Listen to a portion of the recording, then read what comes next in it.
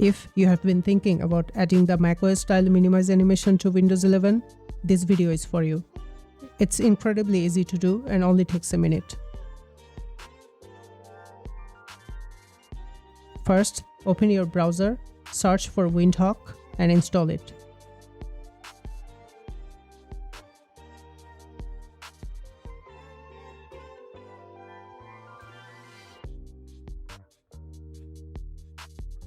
Next, go to the Explore tab, search for the macOS Minimize Animation mod and install it.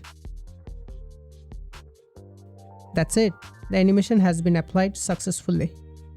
You can also adjust the animation speed. Open the Settings tab and change the animation duration from 450 to 650. This slows down the animation and gives it a smoother and more polished look. That's all. If you enjoyed this video, leave a like and subscribe so you don't miss what's coming next.